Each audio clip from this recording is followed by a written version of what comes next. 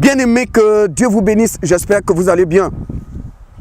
Je dis bonjour à tout le monde. Hier, je regardais un documentaire. Et dans ce documentaire, on parlait des personnes aux États-Unis qui vont eux-mêmes dans des pompes funèbres pour acheter leur cercueil. C'est-à-dire que la personne n'est pas malade, la personne n'a aucun problème. Mais la personne se dit que je préfère moi-même aller choisir mon cercueil parce que je ne voudrais pas qu'après ma mort, la famille me mette dans un cercueil qui ne m'intéresse pas. Je préfère moi-même faire mon choix, le choix de mon cercueil.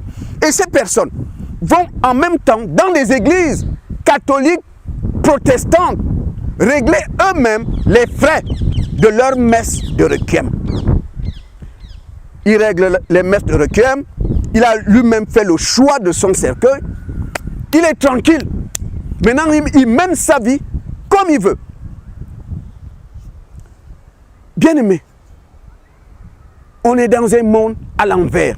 La Bible dit, puisque ces gens n'ont pas voulu croire à la vérité, alors ils croiront au mensonge. C'est du mensonge, les messes de requiem. Alors, cette histoire de messe de requiem, je voudrais un peu parler de ça. Bien-aimés, vous allez remarquer, lorsque vous lisez tout ce que Dieu a dit à Moïse, jamais il a dit à Moïse que lorsqu'il y aura parmi vous un mort, voici comment vous devez faire. Vous devez dire une prière pour ce mort. Jamais. Dans tout ce qu'on a dit à Moïse, Dieu n'a jamais parlé de prière aux morts. Vous allez remarquer qu'un jour, alors que Jésus passait, annonçait la bonne nouvelle, ce jour-là, il va croiser des gens qui allaient au cimetière. Ils avaient un cercueil et ils allaient à l'enterrement. Parmi ces personnes, la famille du mort, les amis du mort, ils étaient là. Et il y avait un jeune homme là-dedans. Jésus l'a vu. Jeune homme, viens, suis-moi. Jésus, dans le cercueil là, c'est mon père. S'il te plaît, je veux juste assister à l'enterrement de mon père et je viendrai, je te suivrai. Parce que si je ne suis pas à l'enterrement, qu'est-ce que les gens vont croire? Les gens penseront que je n'aimais pas mon père. Les gens me diront, ils vont me juger. Permets-moi juste d'assister à l'enterrement de mon père. La messe aux morts n'existait pas à l'époque de Jésus. Sinon, ces gens qui avaient le cercueil et qui allaient au cimetière allaient dire, oh Jésus, oh gloire à Dieu. Pardon, même pour 2 minutes, viens dire une prière pour le repos de son âme. Sinon, le jeune homme allait interpeller le Seigneur. Il allait dire, Seigneur, s'il te plaît, je suis prêt à te suivre. Celui qui est dans le cercueil là, c'est mon père. S'il te plaît, viens dire une prière, même pour 1 minute, pour le repos de son âme. Parce qu'à l'époque de Jésus, on ne faisait pas de prière aux morts. Ça n'existait pas. C'est pourquoi vous allez voir, lorsqu'un jour, les gens viennent trouver Jésus, on lui dit, est-ce que tu es au courant? Ton ami Lazare est mort. Lazare est mort, Jésus. Mais ces gens ne disent pas au Seigneur, Lazare est mort, ton ami, viens Seigneur. On l'a déjà enterré, viens dire une prière pour le repos de l'âme de ton ami. Vous allez voir quand Jésus arrive, il a trouvé Marie et Marthe. Marthe n'a pas dit, Jésus, ton ami Lazare, on l'a déjà enterré. Seigneur, dis une prière pour le repos de son âme. Il ne dit pas ça. Parce qu'à l'époque de Jésus, les Juifs ne faisaient pas de prière aux morts. À l'époque de Jésus, il n'y avait pas de messe de requiem. Sinon, Marthe allait dire à Jésus, ton ami Lazare, on l'a enterré là. Seigneur, viens dire une prière pour le repos de son âme. Ça n'existait pas. Mais cette histoire de messe de requiem, ça vient de qui? Je veux que vous sachiez que le Seigneur a terminé son ministère en l'an 33. Après, vous connaissez l'histoire. Il a été crucifié. Il est ressuscité au 3e jour et il est parti au ciel. 17 ans après, est né quelqu'un en Israël. On l'appelle Rabbi Akiva. Il était fils de berger. Rabbi Akiva est né en l'an 50. Donc 17 ans après le départ de Jésus. Ce rabbin ne croyait pas en Jésus. Parce que Rabbi Akiva sera un grand rabbin en Israël. Je voudrais juste vous dire, moi j'habite à Garges-les-Gonesse et il y a à côté la grande synagogue des Juifs. Si dans votre quartier, dans votre ville, vous connaissez une synagogue, allez vous renseigner auprès des rabbins. Ils sont gentils, ils vous parleront de Rabbi Akiva. C'est un grand rabbin. Il est né en l'an 50 et il est mort le 28 septembre en l'an 135. Si aujourd'hui, dans la Torah, dans la tradition juive, on fait les messes de requiem, ça vient de ce rabbin. Cet homme raconte qu'un jour, alors qu'il se baladait dans un parc, il a vu de loin une personne venir vers lui avec une charge lourde sur les épaules. C'est ce rabbin, Rabbi Akiva, qui rencontre cette personne dans un parc. Lorsque la personne arrive à son niveau, cet homme porte une charge sur ses épaules. Le rabbin lui dit, « Monsieur, c'est lourd. Vous partez d'où? Vous sortez d'où? » « Monsieur, je suis un homme mort depuis des années. Je vivais sur cette terre. Depuis ma mort, je suis au purgatoire. Je souffre tous les jours. Je dois porter ce fardeau. C'est ma punition. » Et le rabbin lui dit, « Mais quand tu vivais dans ce monde, est-ce que tu avais une famille, une femme, des enfants? » « Oui, monsieur, oui. » « Quel est le nom de ta femme? » Cet homme a donné au rabbin le nom de sa femme, le nom de ses enfants. Ils se sont séparés. Le lendemain, le rabbin fait des recherches et retrouve cette femme. « Madame, bonjour. J'ai vu votre mari hier. » « Quel mari? »« Ton mari. Hier, j'étais dans un parc et j'ai vu une personne avec une charge lourde. C'est lui qui m'a parlé de vous. Votre mari, depuis que vous l'avez enterré, il est au purgatoire. Il souffre. » Mais le fils de cet homme était là à côté de sa mère. « Mais monsieur, vous nous parlez de quoi? Papa est mort depuis des années. Jeune homme, hier j'étais au parc, j'ai vu ton père. Ton papa souffre, il est au purgatoire. Depuis que vous l'avez enterré, il souffre. Mais comme je suis un rabbin, je vais vous donner une prière que vous devez réciter tous les matins pour que Dieu le délivre du purgatoire. » Le rabbin est parti. Quelques jours, en plein sommeil, alors qu'il dormait, il voit la même personne, cette fois-ci, dans un rêve. La personne vient, « Monsieur, merci. Oh, monsieur, merci. Grâce à vous. Va dire à ma femme que je ne suis plus au purgatoire. Dieu a exaucé leur prière. Dieu a exaucé leur prière. Je suis maintenant au paradis. » Et le rabbin se réveille. C'est cet homme, Rabbi Akiva, qui va introduire dans la Torah la pratique de prière aux morts par rapport à la révélation que lui avait donnée un zombie dans un parc.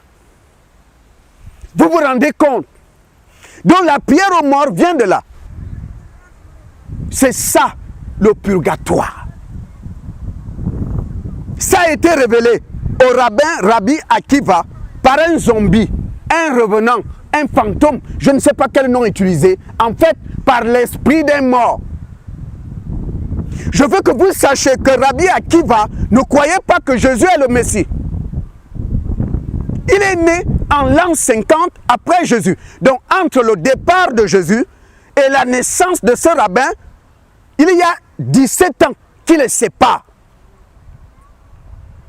C'est cet homme, ce rabbin, qui a introduit dans la Torah la pratique de messe aux morts. Parce que cela lui a été révélé par un zombie dans un parc. C'est pourquoi vous ne verrez pas Dieu parler à Moïse d'une prière pour les morts. Vous ne verrez pas Jésus prier pour les morts. On lui a bien dit, ton ami Lazare est mort. Marthe n'a pas dit à Jésus, Seigneur, merci parce que tu es venu. Nous avons juste besoin d'une prière pour le repos de son âme. Non, parce qu'avant la naissance de Rabbi Akiva, il n'y avait pas de prière pour les morts en milieu juif. C'est lui qui l'a introduit dans la pratique juive. Mais Jésus n'a jamais parlé de ça. À l'époque des disciples, Paul, Pierre, Jacques, Pierre, Jean, mais il y avait des morts. Vous ne verrez nulle part l'apôtre Paul dire une prière pour un mort. Jamais quelqu'un est allé voir Pierre, Jacques, Jean, homme de Dieu. Papa est mort. Nous avons juste besoin d'une prière. Vous ne verrez pas un disciple.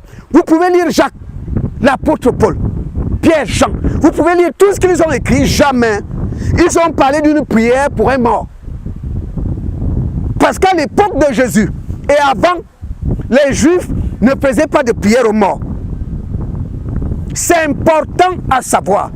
Toi qui fais les messes de requiem pour le repos de l'âme de ton père, pour le repos de l'âme de ta mère, de ton enfant, je veux que tu saches que c'est venu d'un zombie.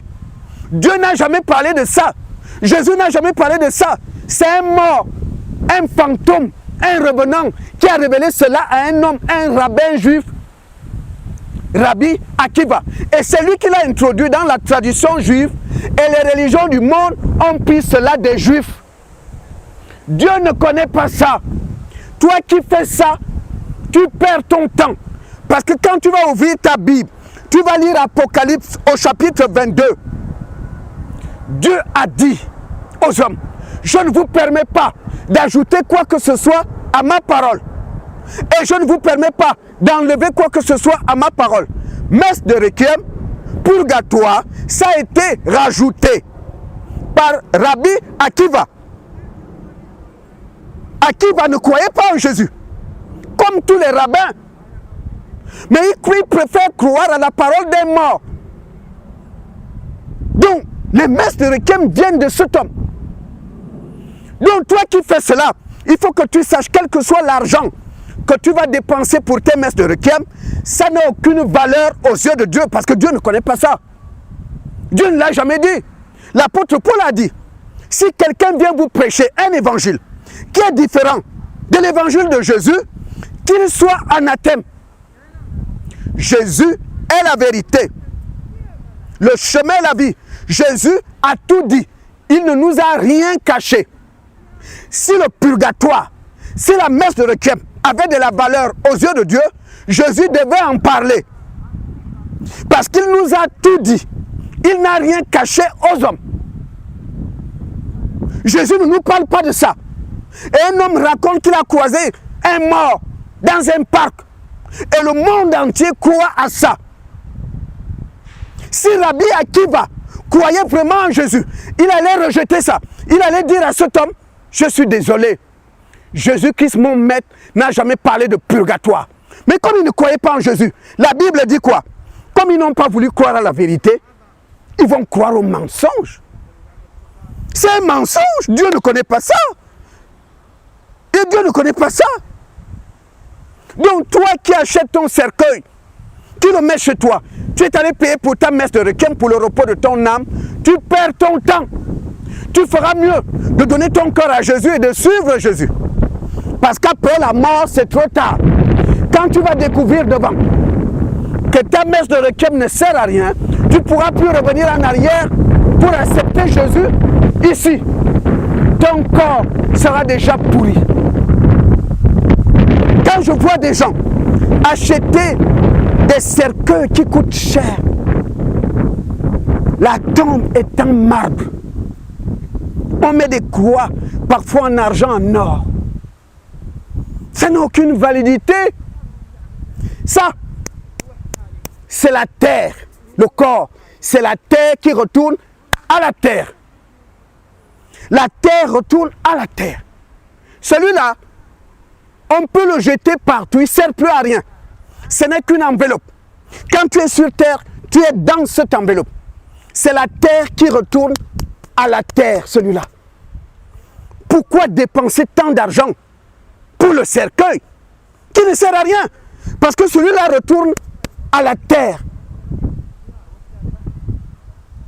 Quand j'entends ce mensonge, que la terre te soit légère, que la terre te soit légère, qui vous a dit que le mort reste dans le cercueil? Non. Après la mort, l'esprit et l'âme quittent le corps. C'est le corps qui est dans le cercueil. Il va pourrir pour retourner à la poussière comme Dieu l'a dit. Tu es poussière, tu retournes à la poussière. Que la terre te soit légère. Qui vous a dit qu'on reste dans le cercueil? Qui vous a dit ça? Qui vous a dit ça? La Bible dit qu'après la mort, on va en jugement. Mais Satan vous dit non, après la mort, on est dans le cercueil. Que la terre te soit légère. Je me souviens un jour, une amie m'appelle au pays. Quand j'arrive chez lui, on était nombreux, 4-6 personnes. Il avait fait des courses. Et on est monté dans la voiture pour aller dans un cimetière. J'étais encore païen. Quand on arrive devant la tombe de sa mère, on l'a aidé pour enlever les mauvaises herbes. Après, il a pris la parole. Maman, je t'ai apporté à manger. Sa mère est morte depuis longtemps. Je t'ai apporté à manger. Je suis ici avec mes amis. Depuis que tu es parti, je souffre. Moi et mes enfants, ça ne va pas.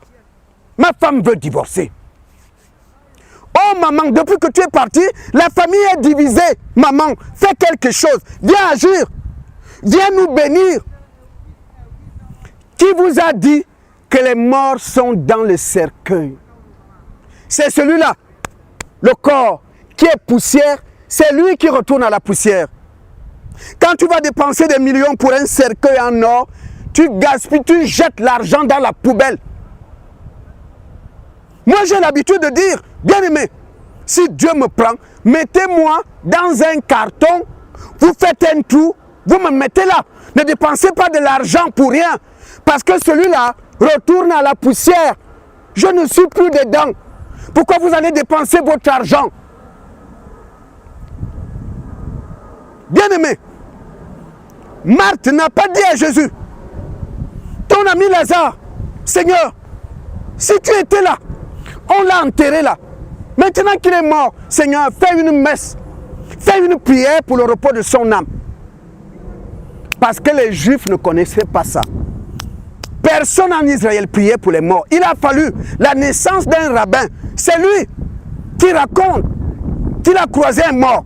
Et c'est lui qui a introduit cela dans la Torah. Donc c'est ce que je tenais à vous dire. Que Dieu vous bénisse.